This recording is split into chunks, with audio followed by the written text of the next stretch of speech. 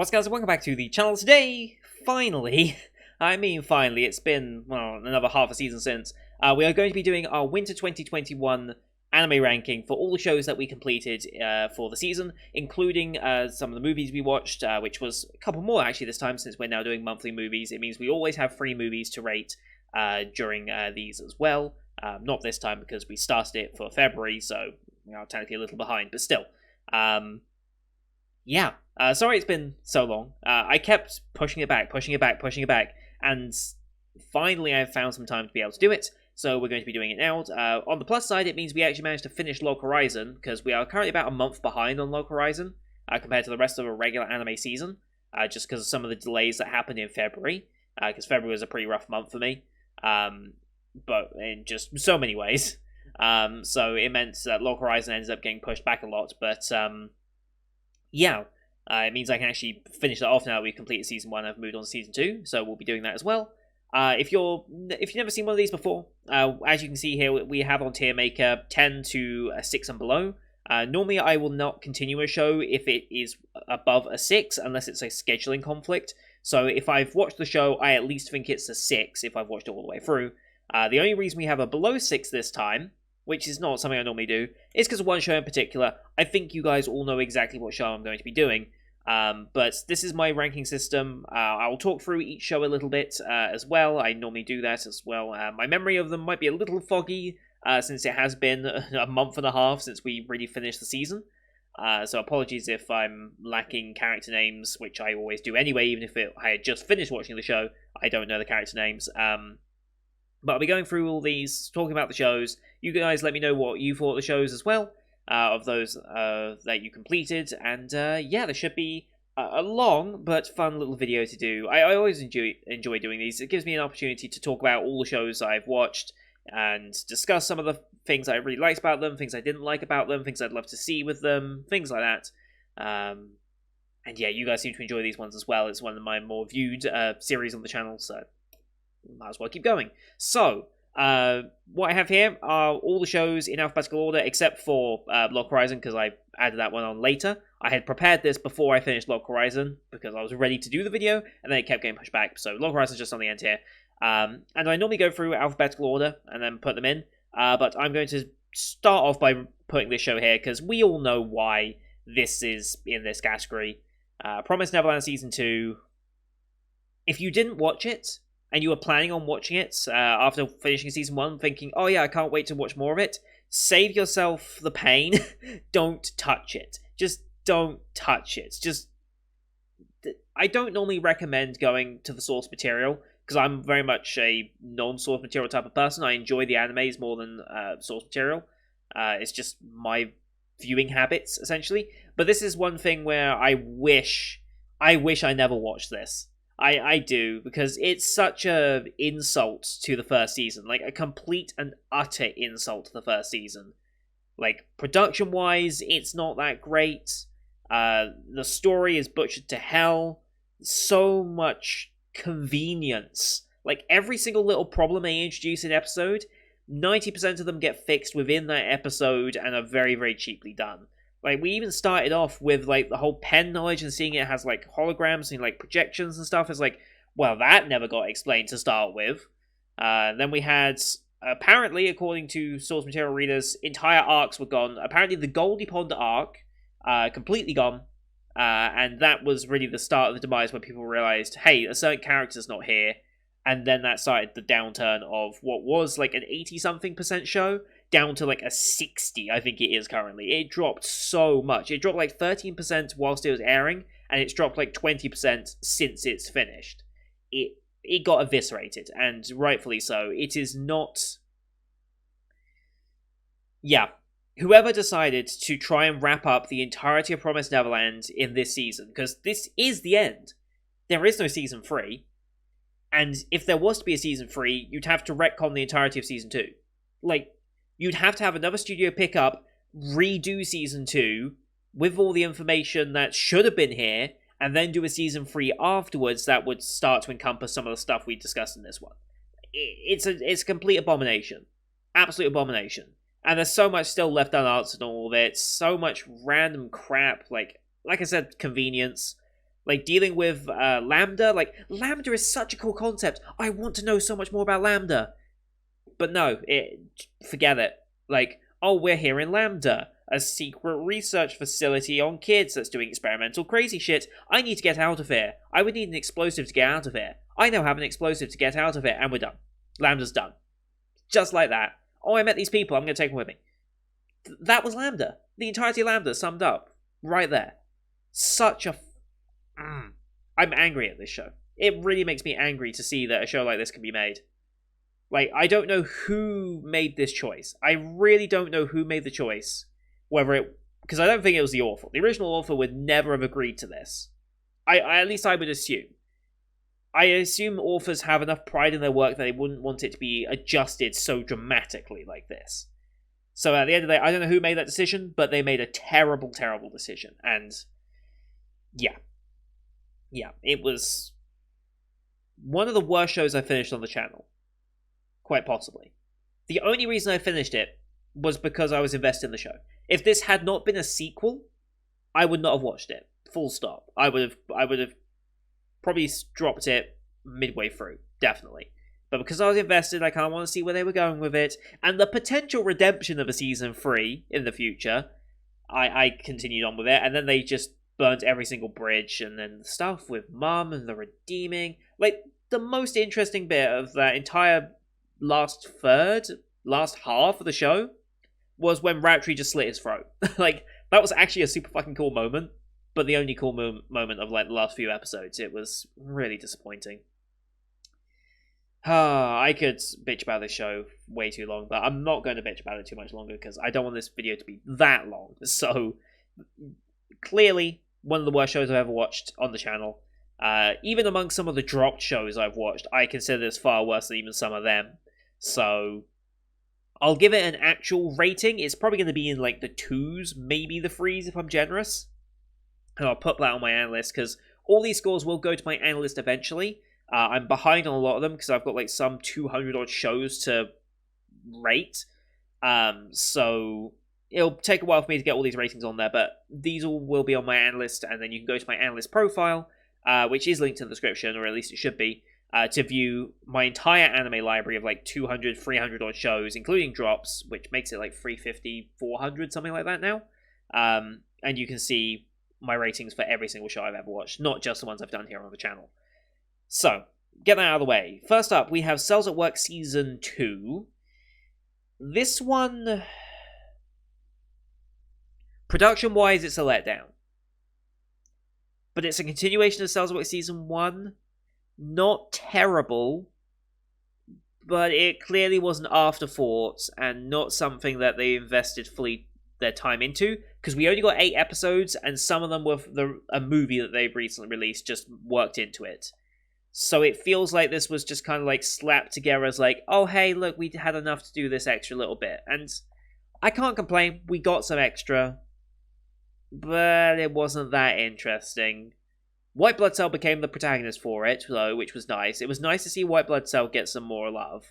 I enjoyed that. Red Blood Cell got shafted, though. She like barely was even in it. I think 7 is generous, but I think it deserves at least that. I think I'm going to have to see how I'm rating other shows, because I don't know where it fits. It's somewhere in this range, 6, 5, 7. Somewhere in there. Like I said, it felt like an afterthought, and considering they had the other Cells at Work property, Code Black, going on at the same time, you can tell that Code Black was the far superior Cells at Work product. Is Cells at Work Code Black better than Cells at Work Season 1?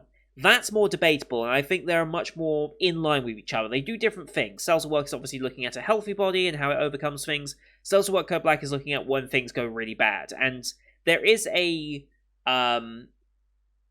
morbid curiosity with the ideas of bodies that are deteriorating. I mean, it's why we watch certain like reality TV shows and things where things are going bad. We like to see things go bad because it's entertaining to us. It's why we like people falling over on YouTube, right? Like, that's a classic. People falling over and hurting themselves. Like, it's funny to laugh at the misfortune of others in a very weird way, and it kind of speaks to us a lot as people and as a society that we find others' pain enjoyment. Like, why do we enjoy the pain of others? Like, it's a weird thing to think about, but that show, it captured that, and it did a much better job. It was much better to look at.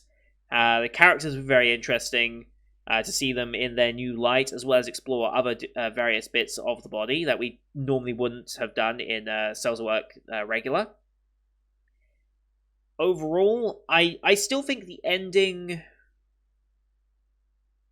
I think the ending could have been done a little differently. I would have liked to have seen the body actually die at the ending. It was an uplifting story to show that you can turn it around. And I like that spin on things. But I think there needs to be also a message of, hey, if you don't buck your ideas up, it just ends. But maybe that was too dark for a television series to maybe explore. And maybe that's why they decided not to go that way. Also, just because they want to continue the property on, because it's not finished. They want to do more stories and cover more bits of the body, etc. But I think an 8.5 is a good score for it. Like I said, it was the superior Cells at Work product in every measurable way, I think. Did I actually end up ordering any figures from this show? I don't think I did. I can't remember now what figures I've ordered. I've got so many on my way. Like, yeah, I don't remember what ones I've ordered at this point. But I don't think I ordered any Nendoroid, so I don't think I ordered her Nendoroid. Maybe I did. Maybe she's the one Nendoroid I did. I think I ordered her Nendoroid. I don't remember, but superior Cells at Work product, and a very, very enjoyable watch. Like I said, for that morbid curiosity. Alright, next up, Dr. Stone, season number 2, with season number 3 coming very, very soon as well. This was good. I enjoyed this. It was interesting that it was only 11 episodes, but I think that it worked into its advantage because it was paced better for it. They weren't trying to stretch it out to last 13 episodes. They weren't trying to stretch it out and add another arc in to have that 24 episode like it did with the first season. The Tsukasa and, was it Hyoga was the other guy? That storyline was interesting. The exploration of what they're going through is interesting. I think they rushed a little bit of it. Some of the scientific development of the show is getting a bit more rushed, and it's starting to lose a little bit of its appeal in terms of its science nature. Just a little bit. Did I enjoy it at the same level as Cells at Work Code Black? I think I did. Now, did I enjoy it more than Code Black? I don't think so. I think I enjoyed Code Black more than Dr. Stone. So yeah, for when we have multiples on the same, left to right is how we determine the best to worst of that category. That's how I'm rating it here on this screen, so you can judge what I'm doing. Yeah, it was interesting to see all these other people who had had their lives, like the sonar guy, the cop, what a weird character he was. It was nice to explore some of that. And like I said, Tsukasa's final moments were very interestingly done, and Senku's relation to that. I'm excited for Season 3 still. I'm curious if Season 3 is going to do a similar thing of having it be a single core but well-paced episode, or season, sorry, or if they're going to go back to the 24 episode now that we have a larger arc to deal with, because the Stone Wars arc was definitely a smaller arc in comparison. At least it felt it during the course of it. So, yeah, it was a good show. Very, very good show. I would still rate Code Black above it, though. Next up, Gekidol. Oh boy, Gekidol. A show with such promise. Like, really such promise. Like, the first couple of episodes, we were like, okay, idol show, sure. But then it was doing something different. It had the creepiness of Doll, which was ramping it up. Like, I was going, okay, I'm getting behind this. And then we started getting to some of the, like, time travel, timeline saving bits. It's like, okay, we're getting a bit convoluted here. Oh god, we're getting really convoluted. Where the hell's this story going? Oh, I guess that's the story, huh? And it kind of fell apart. The last few episodes really fell apart, which is a shame. Like, it felt like it tried to just add too much at once, and it kind of suffered from it. Because the Seria and Ari stuff became irrelevant. Like, they didn't really even try and link it back. And, like, the whole events and the sister being killed, I assume, and whatever was going on with that, like, all of that just kind of got pointless. It was like, okay, we had a bit of an arc to build this character up, but then that character's not really important going further down the line. We transitioned to a completely another story. And it just became kind of, It threw itself off in the last half, and it kind of shot itself in the foot, then the leg, then the thighs, and then finally went to the chest for good measure. It had a lot of potential, but I think it was rushing too much towards an ending that it didn't set up properly.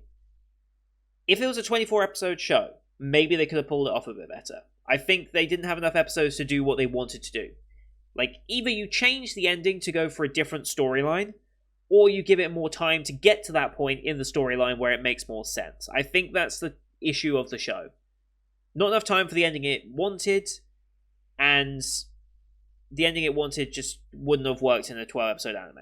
I just don't think it would have worked. Like, yes, you get 4.5 hours of animation out of it, but 4.5 hours to get a plotline like that was not going to happen. Absolutely not going to happen. And it was a shame, because it started off with such promise. Like I said, it was one of my favourite shows of the new season, because it was something so weirdly different. And I'm always looking for weirdly different, because I'm a little tired of, like, generic isekais and stuff. It's like, I'll still watch good isekai. Don't get me wrong, I'll still love a good isekai. I'll still love a good rom-com.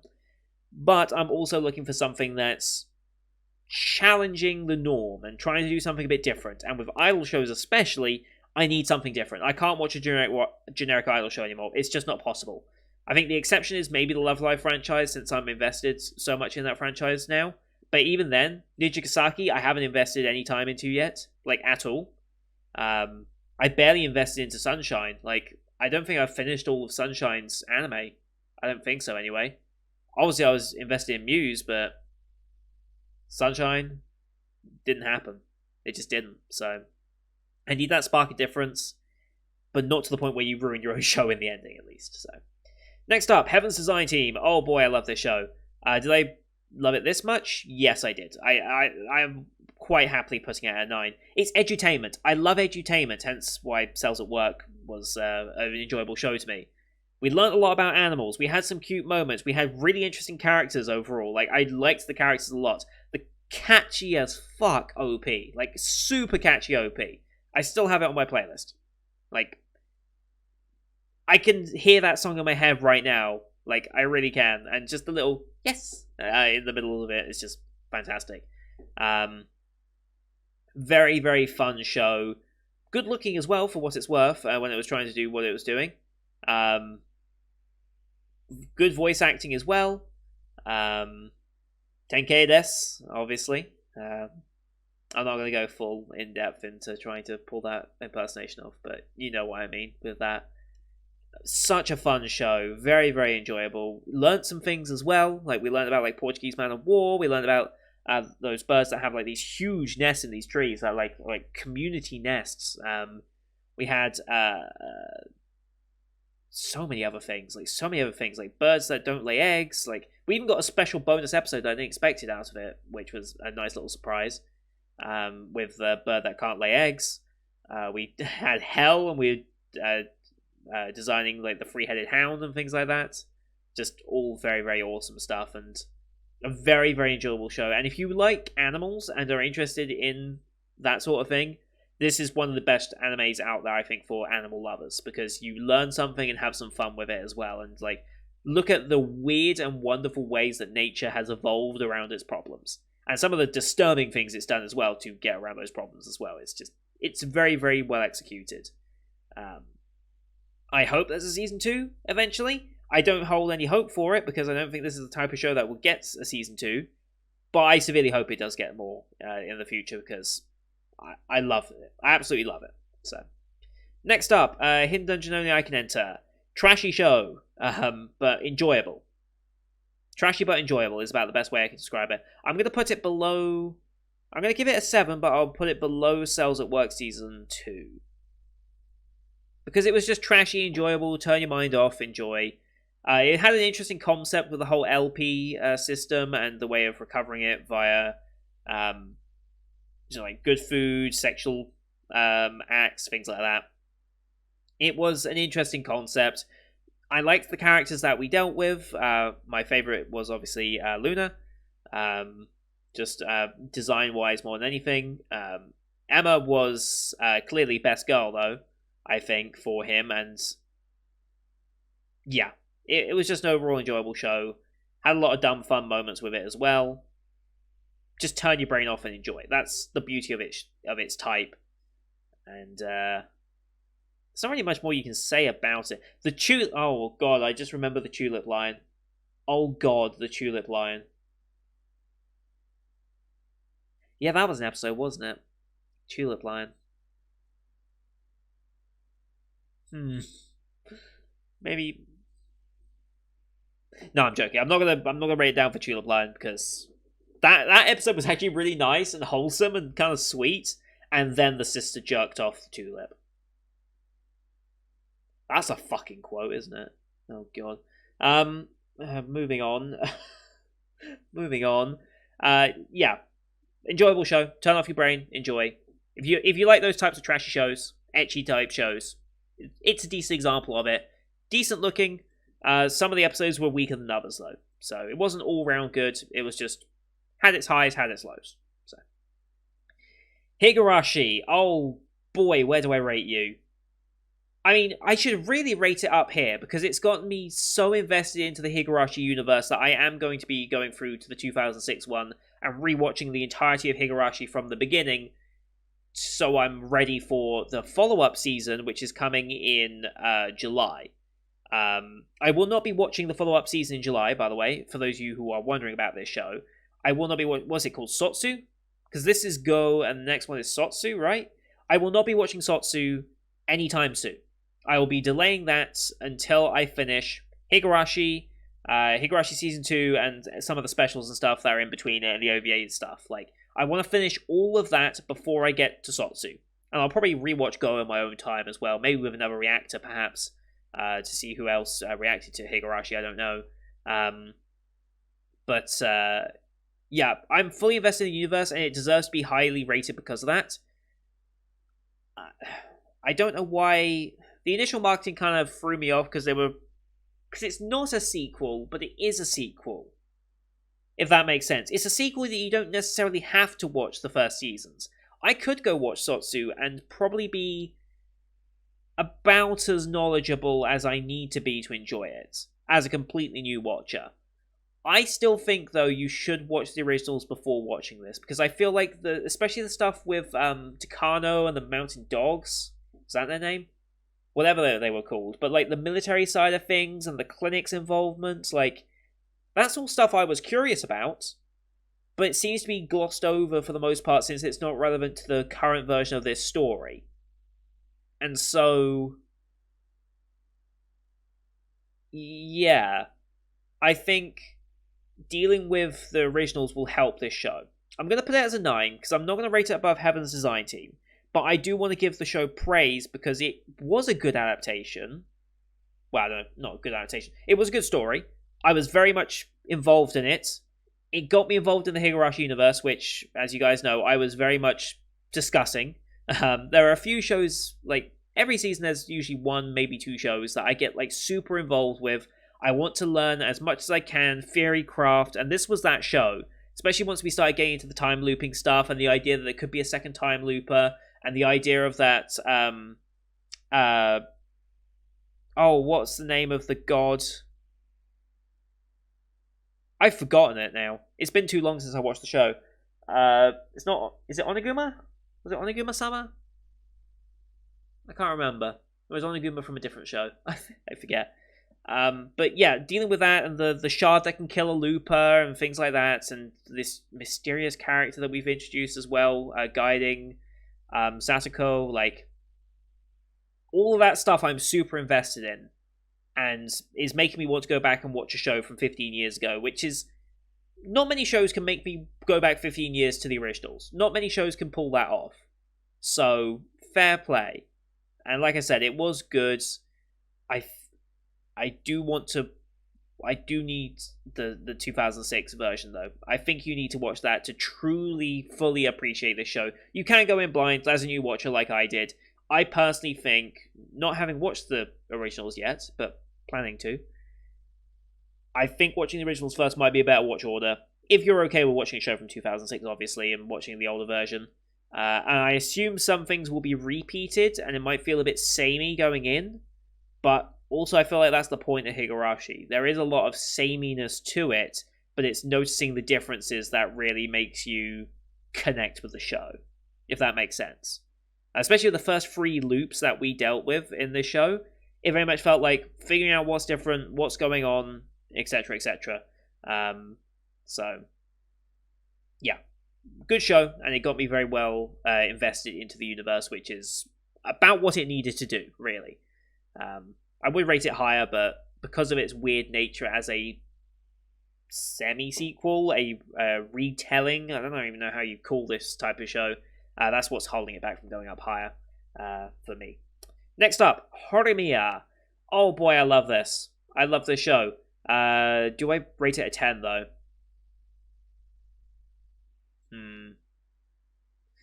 See, this one's tricky, because as a rom-com, I love it. I absolutely love it. It's finally a romantic show that is willing to actually say, yes, the characters got together, instead of the whole pretense of, like, oh, I like her, but does she like me? Oh, I like him, but does he like me? Like, that sort of stuff, it gets old very, very quickly. And it's one of the greatest plagues of Japanese rom-com series, is that you end up with these series that do the same tropes over and over and over again, and then there's never a conclusion of, yes, they got together, or it's like, they get like a first kiss maybe at most. It's like, the falling in love aspect of romance is very interesting, and I like seeing it. But once you've actually affirmed that romance and seeing what direction it takes you, that's what's kind of interesting to me as well, because it's something that is not explored too often. And that's why these types of shows I always rate highly, when we get to a point where you might still do the same tropes, but they're actually together, so the dynamic is very, very different. I think I'm going to put it as a 9.5, just because I feel like we had a large cast, and I don't think we fully used that to our advantage. Like, we had too big of a cast for the size of show we had, and it meant we detracted from some of Miyamoto and Hori's moments, as well as not giving enough time to some of the side characters' moments. It just kind of counteracted some of it. That's my very small nitpick of the show. Otherwise, I would put it as a 10. But I have to give that small nitpick because it felt like... I think it's because this is a full adaptation, right? This is a full adaptation of the completed source material, which is like huge. Like, it's a huge amount of source material, but it all got compacted down into 12 episodes, which I think, had we had like a second season of this probably would have been a 10, because the pacing would have been better as well. So that's the reason why I'm putting it at 9.5 and not a 10. Jobless Reincarnation. Oh boy, where do we put this? Where do we put this? This is the start of a long, long, long journey. Like, this is the start of a very, very long journey. Just like how ReZero was the start of a long journey when that first aired. And we know there's so much more to come with this series. Like, there's so much more to come. We have the split corners, meaning we're going to be starting this back up again in July. Right? Yeah, July, I think so. I love the visuals. I love the world building. I like Rudy as a character. I love the show's willingness to approach the sexual side of his character and do it in a way that doesn't come off as playing it up for cheap jokes. It's actually an intrinsic part of his character that is being developed. And I really, really like its approach on that. I think I'm going to give it a 10. I think I'm going to give it a 10. God, this one's tough. I think I'm giving it a 10 based on the promise of potential that it has, with it being a longer form of work. Visually and animation-wise, it was brilliant. Story-wise, I'm invested. Character-wise, I'm invested. There's not really any part of the show that I would necessarily say I disliked. Maybe if I had to really nitpick it, like really go at it, like if I'm really nitpicking it, maybe the sexual side of things was used a little too much, just a tiny bit too much, and certain bits weren't needed. But it all worked out in the end, so it all just worked. So I can't really nitpick it down from a 10. I don't think I can. No, I can't. I can't nitpick it down from a 10. It really was one of the best isekais I've watched. Like I said, world building, characters, animation, and visuals. VA performances. Sugita's fantastic, as you'd expect. Like, what should you expect? Yeah, there's so much to the show, and there's so much more to go off, that I can't wait for the next part. I can't wait for future developments in its series as well. We're in it for a long haul here, and we've got a fantastic show on our hands. Absolutely. Absolutely fantastic. Next up, Jujutsu Kaisen. Oh boy, this is going to be another high-rated one, isn't it? I don't normally watch shonen titles, as you guys probably realised. Shonen titles aren't really my thing. I'm very much more into my romance, into my comedies, into my edutainments. This is not my normal type of show. I don't normally go into shonens, like things like Demon Slayer, Naruto, Dragon Ball Z, like all this stuff. I've never really sat down and properly enjoyed a shonen. This is the exception. Jujutsu Kaisen is the first one that really captured me. Visually magnificent. MAPPA Studios hitting it out of the park. Like, absolutely nailing it. Story, I'm invested in. The world, I'm invested in. The characters, I really, really like. Like, I really like. The one episode, was it episode 7? I think it was episode 7. It was either 6 or 7. The restaurant scene. You guys know exactly what I'm talking about when I'm talking about the restaurant scene and Jogo. Was it Jogo? Is that his name? Because it's Gojo is obviously teacher, but was it Jogo was the volcano guy? I think that was his name. That scene was phenomenal. Absolutely phenomenal. Do I give this a 10 though? Oh, this is tough. This is very tough. I'm not normally one to give a lot of shows 10s. And I think, based on that list that I'm looking at, I might be giving another one or two of them as well. So I'm going to give it a 9.5 for now. Above Horimiya. But I'll give it a 9.5 for now. That might change in a minute when I think about some of my other 10 candidates. And where I'm ranking 9.5s. But this was the first shonen that truly gripped me. And it's making me want to go watch other shonens. It's making me want to try Attack on Titan. It's making me want to try Demon Slayer again. Because I did start Demon Slayer, but I kind of got disinterested with it early on. But with this, it makes me want to try it again. It really does. And I think, again, it's the power that, like, what I ranked up Higurashi for. Higurashi got me into the universe and wanted me to watch more of it. This has made me want to watch more shonen, so... Oh, God. I'm going to leave it 9.5. We'll leave it 9.5. We'll come back to it in a minute. Next up, Kemono Jihen. Also a very, very surprisingly good show. Like, surprisingly good. I think it suffered in the fact that there was a lot of good shows this season, like a lot of shows, that it might go underappreciated. I'm going to rank it as a 9, in between Higurashi and... Yeah, in between Higurashi and Heaven's Design Team. I love the fact that it was willing to deal with darker storylines, especially when it came to, what's his face?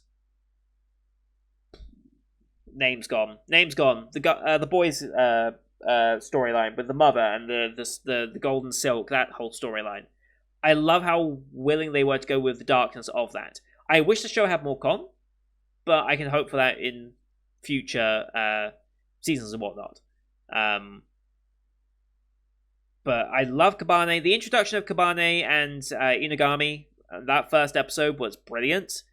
The way they developed beyond that into their separate stories, and like I said, the darkness of those stories was really, really clever. And very much helped elevate the show.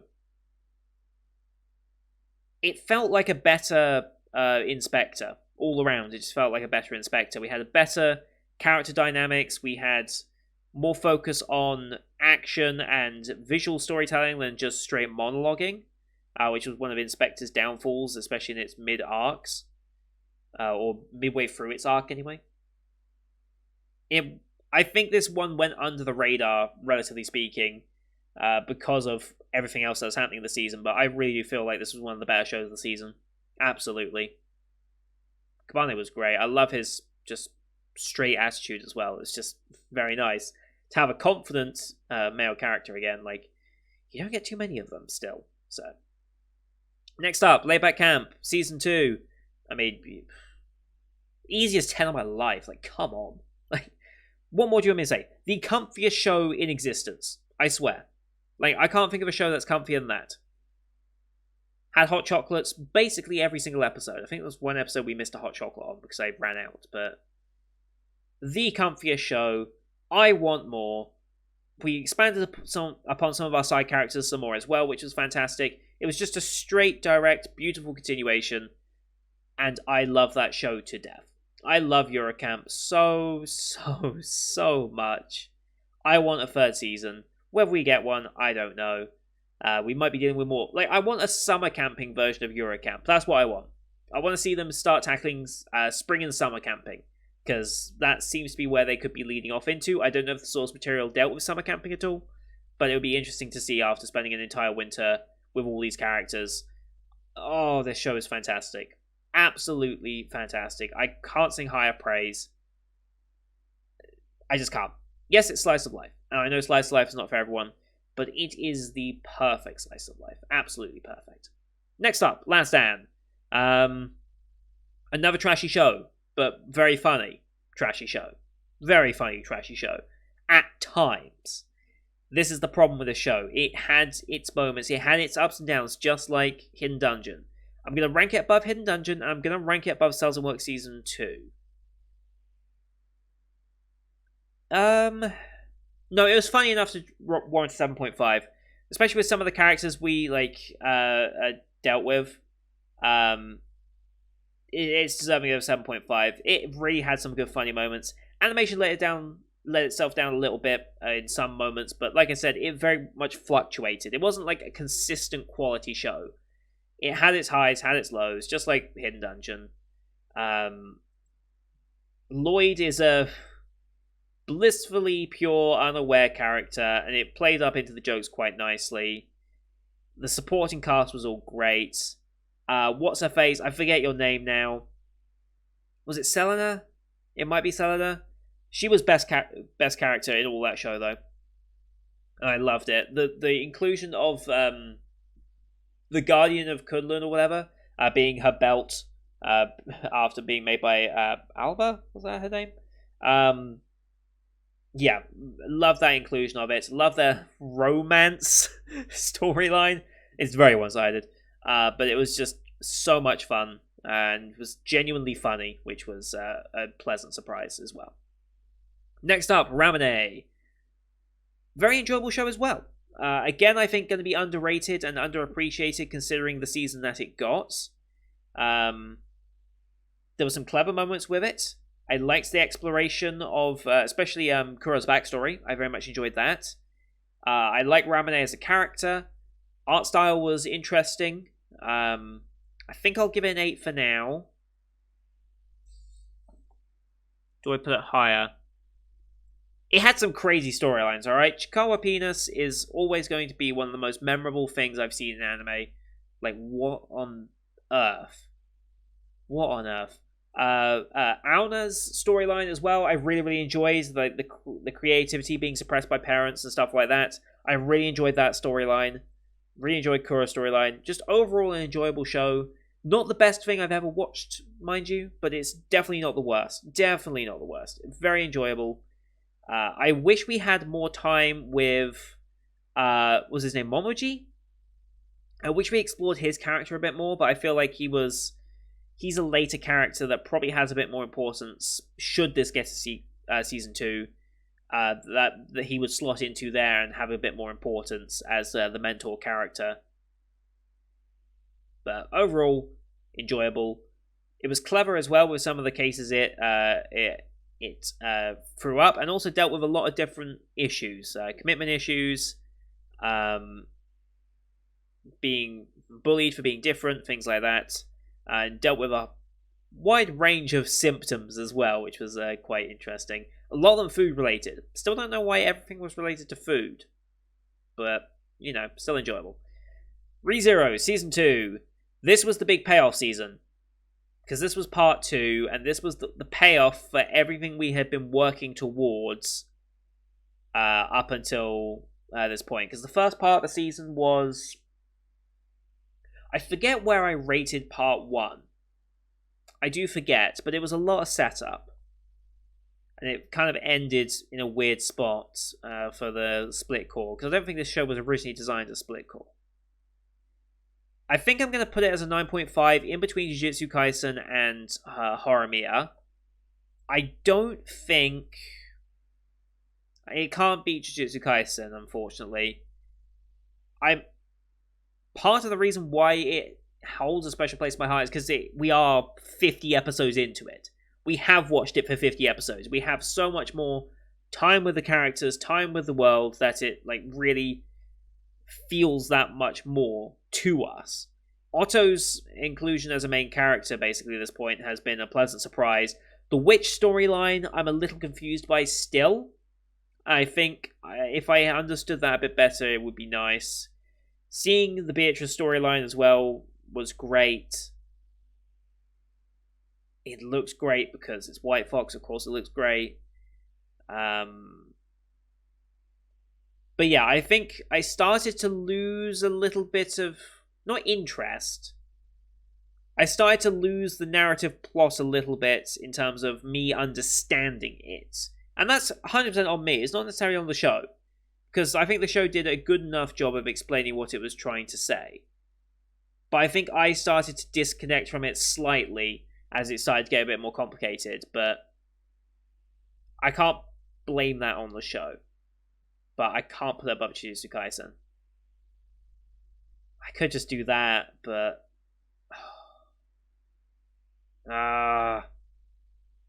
No, we'll leave it like that for now. We'll leave it like that. Next up, School Live. Oh boy, one of the best first episodes I've ever watched of an anime, ever. Absolutely one of the best I've ever watched. God, where do I fit it in? What an experience this was. The shot composition and the transitions they made were always perfect. The storyline across this entire time was perfect. I think I'll put it as a 9.5 below Horimiya. Or I put it as a 9 above... I'm going to put it as a 9 above Heaven's Design Team.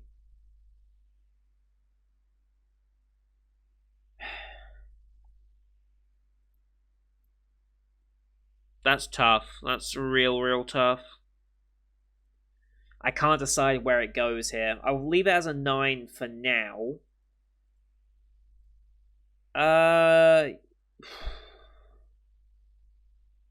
Oh god, I've got so much... I've got some really... Oh god. I will leave it as a 9 for now. Looking at what we've still got left to rank, I'll leave it as a 9 for now, because I've got a feeling I'm going to be putting a lot more on this category. Like I said, the plot twist of it, I wish I was I was fairly blind going in, but I wish I was even more blind going in, because that change in direction would have caught me off guard even more than it did. What ended up happening was I was expecting a change, and I was very impressed with how they pulled the change off, rather than not expecting a change and being blown away by the change. But that's the problem with a show that is many years old, and since it was a Patreon request, it meant that I had to have some vague knowledge of the show going in. I had to understand how long it was, for example. I had to understand the base premise, and if I'd seen it before, although I knew I hadn't seen it before, just to vet it a little bit as a request, because if I'm being paid actual money for a show, I want to make sure it's a show that I just don't outright refuse early on for length or for subject or whatever it ends up being, because I don't want to take someone's money for a show that I don't want to watch, you know? So I had to vet it a little bit.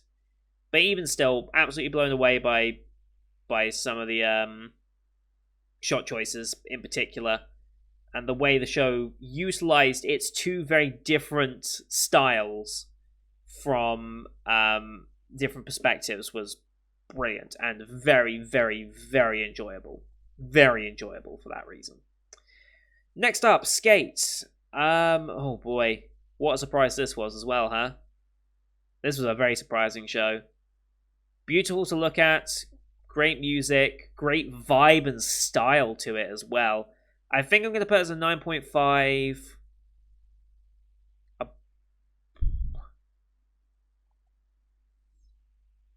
Above or below Horimiya? I'm going to put it below Horimiya just because I prefer Horimiya's genre. For me personally, I prefer shows like Horimiya than shows like Skate. As good as Skate was, and maybe it opened up my eyes to the genre, the fact that this is a sports anime and it's getting 9.5, the fact that it's a sports anime and it's getting above an 8 is mesmerizing, honestly. But it really didn't lean too much into the sports side of things that the typical tropes end up falling into, and you end up with some same old sports anime. It was so unique and vivid, and just the personalities of every cast member and the show as a whole just shone through pretty much the entire time. And we had such a likable main pairing in Langa and Reki that it was just fantastic. And then coupled up with the side characters like Joe and Shadow, and it was just such a good show. Like I said, the style was just something you don't normally see. And you felt for the characters. Like, the whole Reki Langa breakup there was really painful to watch. And it was like, why can't my boys just be happy? It very much felt like that. And I was so glad to see them make up at the end there, and seeing the evolution of these characters go through. And Adam as a villain was very, very interesting to explore, especially when we started adding Tadashi into it as well, and understanding why the characters are the way they are. Very, very enjoyable story. I would like more. Obviously, I would like more. I would always like more of pretty much every show that's like above a 7.5, really. But still, just fantastic. That time I got Reincarnated Slime Season 2, Part 1. I mean, this is another one of those ones where I have to think, where do I put it? Because I'm so invested in the show, it had such a strong ending. Okay. I'm going to put it down to 9.5. I want to give it a 10, but the first 4 episodes of the show refrain me from giving it a 10, because they were filler. More or less. Like, they weren't filler, they were relevant, but it was just recappy to an extent, and it just felt like we spent so much time dealing with old stuff and just having fun and lightheartedness that it felt like we weren't really progressing anywhere, and it just felt like we were stagnant early on. As much as it was nice to see the characters again, we were kind of stagnant. And whilst we got a fucking phenomenal final part to this half of the story, and the implications that it's going to have on the next part when we get the split core in July. So much good stuff is coming up in July, like, holy fuck. Yeah, for that reason I have to knock it down to a 9.5. If it wasn't for those first 4 episodes, this would be a 10, right up here next to Tensei.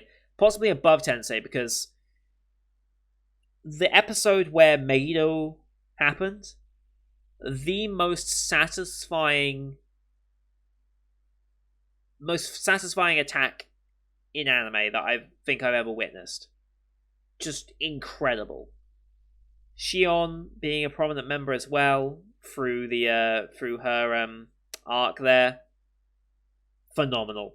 And with the Slime Diaries Slice of Life series airing currently this season, it's adding so much more to the characters that features in Season 2, like Geld. Like, Geld got his moment in this series, and I was like, holy shit, Geld's a great character. And then he appeared in Slime Diaries here to get some more development. I'm like, holy shit, Geld is a fantastic character. Like, There's so much more to him, and I love it. And it makes some of his it makes his actions in season 2, part 1, that much more important and impactful for his character, and I love it. And there's so much more to explore in the show in the part 2 that I cannot wait.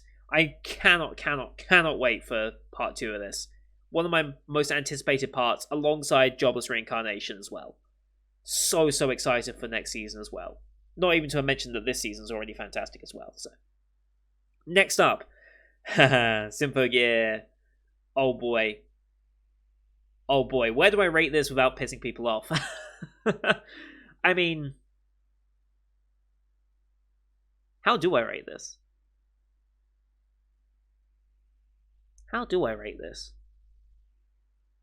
9.5 is oversaturated as hell, but it's just that good. There were so many high quality shows this season. It's somewhere in this range. The music, it's got to be a 10. As a concept, it was just so... It caught me off guard. I did not expect to like Symphogear as much as I did. I thought it was going to be enjoyable. I had no doubt I was going to enjoy it because it was music-based and it was crazy anime music-based, right?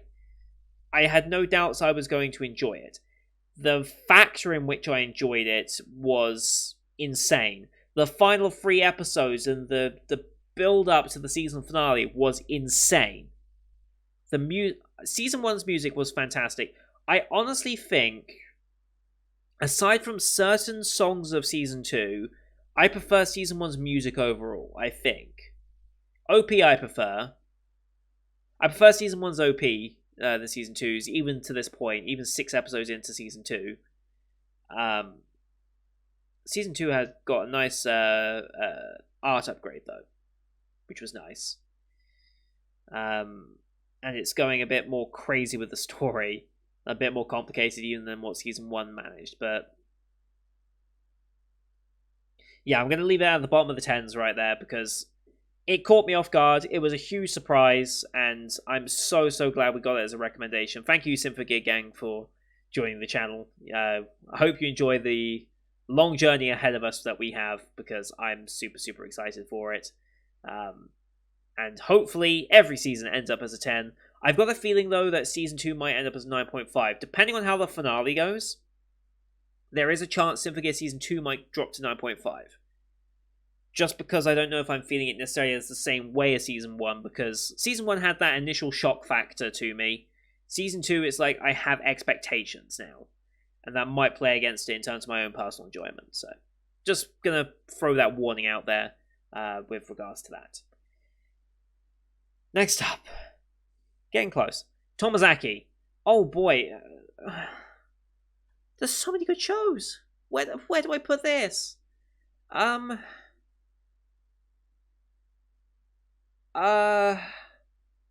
god, where does it fit? It doesn't. Where do I put it? I enjoyed it more than SK8, so it has to be a 9.5. Right? Oh god. This show was fantastic, though. This show absolutely was fantastic. It was such good character building. Tomozaki as a character, one of my favorite male rom-com character leads. I don't even know if I would consider this a rom-com. Romantic drama is, I think, more accurate. One of my favorite male characters in all these shows. I think I have to rate it above Horimiya as well. I have to. Like, in terms of character development, yes, I have to. I have to. His outburst in episode 4 still was phenomenal. His actions in the finale are phenomenal. Tomozaki as a character is something I've been waiting for in a romance show for so long. I want more of it because I want to explore him and Kikuchi a bit more now that he's kind of on the right wavelength of the way he wants to approach it. I want to see if he can make it work with Kikuchi, because my fear of the show is that he might still end up with what's her face? I forget her name. Aoi? Was that her name? I still have a fear that maybe the show will go in that direction in the end.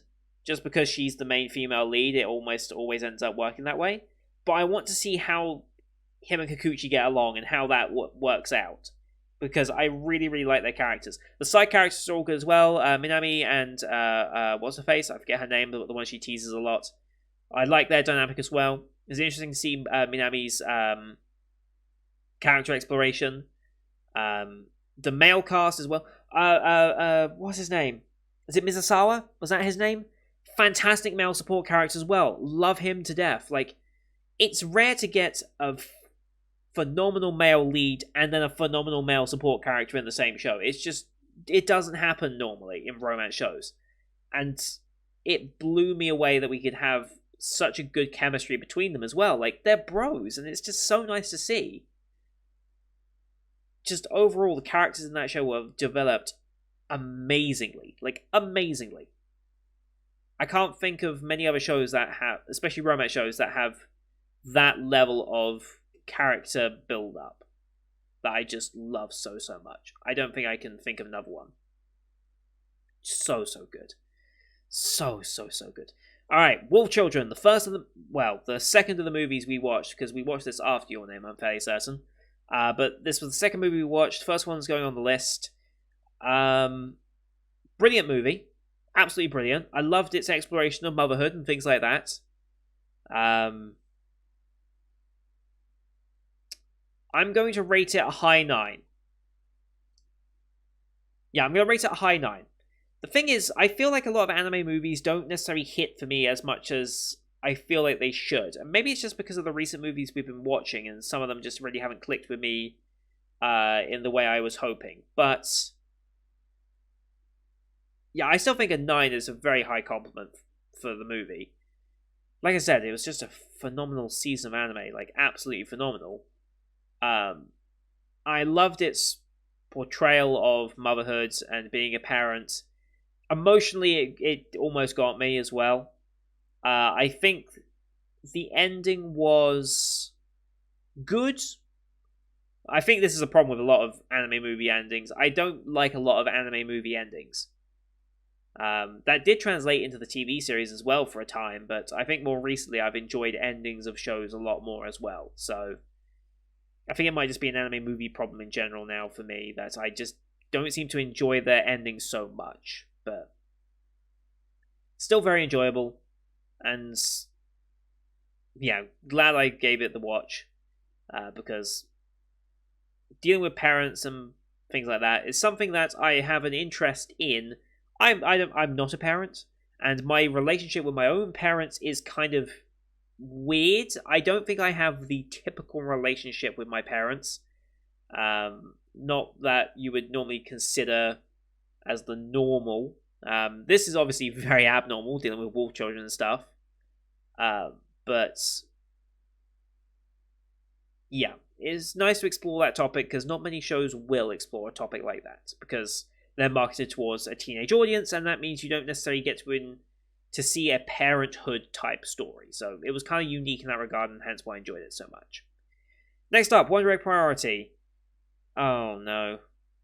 Am I going to annoy people with my rating of this? I think I might annoy some people with my rating of this. The production issues of this show have hurt it significantly.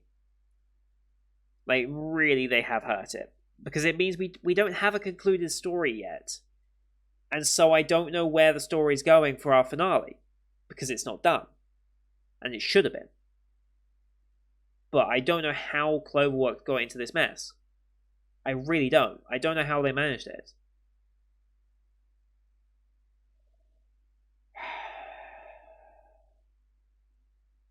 I'm going to put it as an 8.5, and I'm going to rate it below Cells at Work Code Black. I'm going to do it. I like the concept of the show a lot. But the ending of it, or lack of at this point, has really kind of hampered my enjoyment of it. I may bump that up to a 9, depending on how the next episode that gets released is it mid-July that it gets released? I forget what date that the final episode comes out. I think it's July, if I remember correctly. Or it might be end of June. It's either end of June, beginning of July, somewhere around there, I think, is the episode coming out. At least I hope it's something as soon as that, but I guess we'll see. I think July is more likely, though. Depending on how that goes, I will shift this show accordingly, but based on just what we got, I'll give it an 8.5. Visually, it looks great. I love the exploration of characters. I think the show made a weird transition towards the end that I don't know if it's going to pay off. It very much feels like it has Gekidol syndrome, of all of a sudden springing on some quite convoluted and detailed plot point that didn't really have as much inclination early on than maybe it could have. Like, I can see where they can wrap it all together, but it's dependent on that final episode whether it actually manages it. So we're at the whims of that. Depending on that final episode, it could stay where it is, it could go down, it could go up. So I will reserve judgment as an 8.5, with the intention of moving it up if the final episode is good, or moving it down if I think it disappoints even beyond that. Next up, your name. I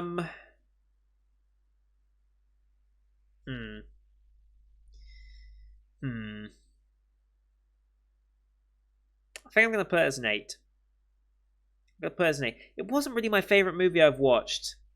I didn't really like the ending so much. And the general... Like, it's a beautiful movie, don't get me wrong. But I didn't connect with it. I just didn't connect with it on an emotional level. Like, with something like Wolf Children, or Silent Voice. I just couldn't connect with it on the same level. And I think that kind of hampered my enjoyment of it a bit. I like the concept, don't get me wrong. The asteroid coming down and taking out the town was a huge shock. Did not expect that.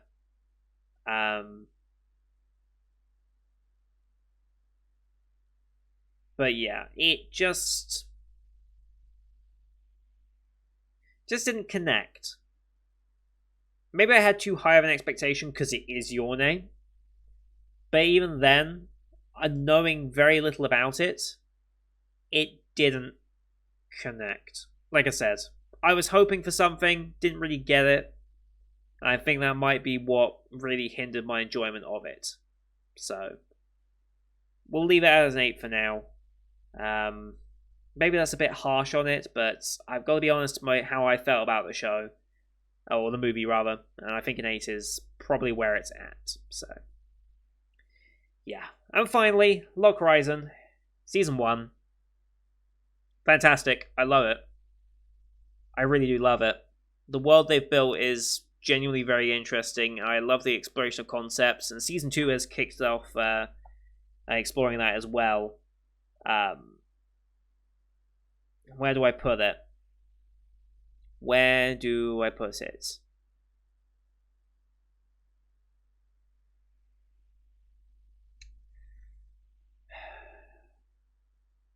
I enjoyed it more than Wolf Children, so it's a 9. Did I enjoy it more than Skate? I think I did. Yeah, I enjoyed it more than Skate. I might even push Skate down to a 9. Oh, it's tough. I have so many 9.5s. Like 7 shows that I'm giving a 9.5. 5 that I'm giving a 9, and 3 that I'm giving a 10. Like, I said last season was a phenomenal anime season. Didn't realize I'd be rating it this highly.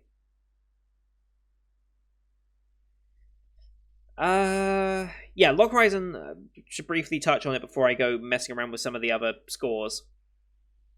If I mess around with any of them at all. Log Horizon took the concept of a game world and really embraced the game aspects of it.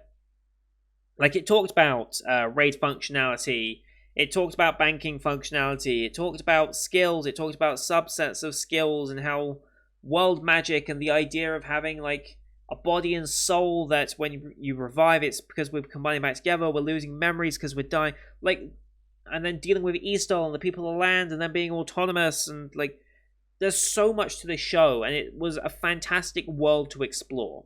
Fantastic world building. I really like the characters in it as well that we've managed to build up for Locke Rise in our guild, as well as some of the other side characters. We have a huge cast of characters, and Season 2 is only going to add to that, and it already has added to that with Episode 2 and Episode 3. And yeah, it's just a fantastic use of its world, which other isekais don't typically use. I feel like they underuse the game aspect of it. They're like, oh, this is similar to the game, and then that's kind of all they reference. Whereas this one's like actually going into mechanics and things like that, and it's still got like the game feel, but being their reality. I just love the way they've interpreted it, and I'm super excited to see how Season 2 and Season 3 end up going as well. So, yeah. That is all of them in their place. The question now, do I rearrange any of them? Do I rearrange any of them? Obviously, no. No. I'm quite happy with those, quite happy with that, quite happy with that.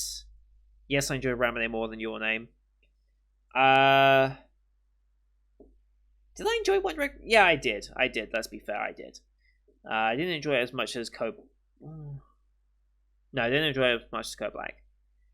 Higurashi I might bring back down to an 8.5.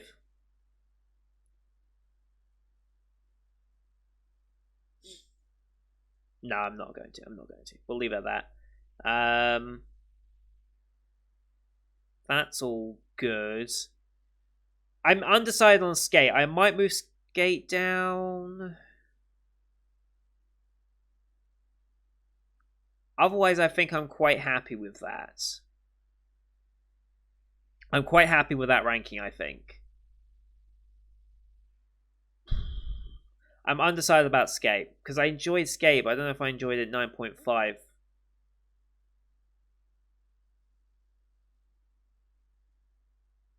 I don't know about that one. I'm going to leave it. I'm going to leave it because That's a tough one. That's a really, really, really, really tough one. I just don't feel right having 7 shows on 9.5, but we deserve it. It deserves it. Like shonen, like eye opener for me, and phenomenal to look at. Badassery, an incredible journey, great character development, something so fresh and unique in the romance genre. Very good use of its setting. A fantastic style. They all encompass different things of what I really enjoy about anime. And so I think they all deserve to be on there as 9.5s. I think they do. I think I'm content with my current ranking. Yeah, I am. Yeah, I'm set with that. I think, let's just get all of them on one screen properly. We can cut Promised Neverland down, that's fine, I don't care about that one. I'm quite content with that being my ranking, I think. 25 shows and movies that we watched of the Winter 2021 season. I think that is definitely my rankings, and I'm quite happy with how I've done that. Yeah, the question mark is on Skate, and the only thing that's really going to change of this in the future will be World Direct priority, because it'll either go up or down, or stay the same, depending on how that final episode does.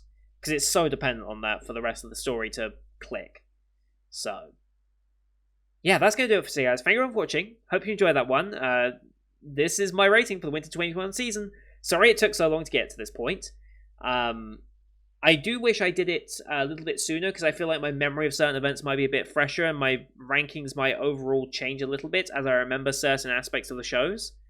But for now, that is how I feel about these shows. Let me know your guys' rankings down in the comments below. If you watched... I don't think anyone on the channel watched quite as many shows as me. If you did, fantastic. Let me know how many shows you actually managed to watch this season. Also, let me know of any shows that I may have dropped in the process, or shows that I didn't pick up. Let me know if any of them turned out to be any good and you would recommend them, for example. I don't have free time to get to them, and I don't really have any time slots to just randomly add in a show per se. But maybe in the future, if it ever gets Patreon requested, I'll have some expectations of it and be like, oh hey, that would actually, people said that was kind of good from the season if I missed it. So yeah, let me know you guys' thoughts. Don't forget to hit subscribe as well to see other Spring 2021 shows that are currently ongoing. Like I said, we're midway through the season already, so sorry for the lateness. But yeah, we'll be doing this again for the Spring 2021 season in a couple of months' time, or well, a month and a half's time, I should say, because we'll be doing this one on time. So thank you everyone for watching. Until next time, see you guys later.